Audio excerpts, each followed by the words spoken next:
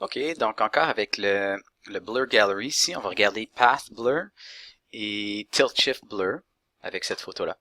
Donc la première chose qu'on va faire ici, pour reprendre l'exercice qu'on a fait en classe, c'est de sélectionner l'eau seulement et ensuite rentrer dans Blur Gallery, Path Blur. Donc assez simple ici. Une fois qu'on a fait la sélection, évidemment, le blur va se faire seulement à l'intérieur de cette sélection-là. On peut déplacer le path, donc la flèche qui a été générée ici, pour changer un peu le look du blur. Je trouve dans ce cas de cette image-ci, c'est le fun de rajouter une petite courbe. Donc c'est juste la façon que les pixels vont être tirés.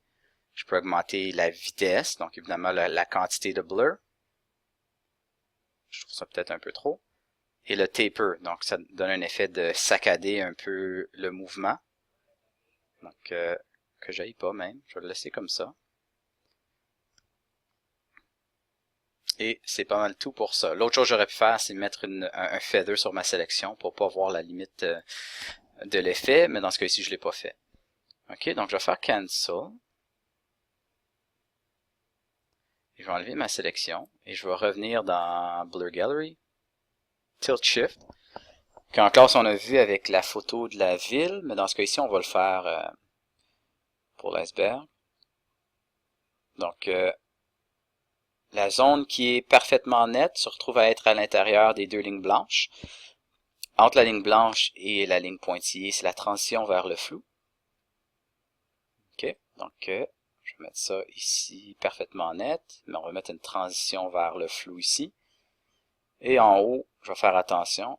Je vais m'assurer que l'iceberg au complet il est net. Mais je vais faire une transition très rapide vers le flou ici, comme ça. Ok, donc là d'ici, on peut jouer avec le montant de blur. On peut le même faire arriver un petit peu, on peut changer l'angle, comme vous voyez. Mais c'est pas ça que je voulais, donc je vais revenir.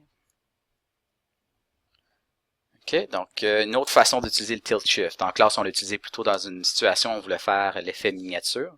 Ici, on fait vraiment un effet de profondeur de champ limité. Donc, j'appuie OK là-dessus. Donc, c'est ça.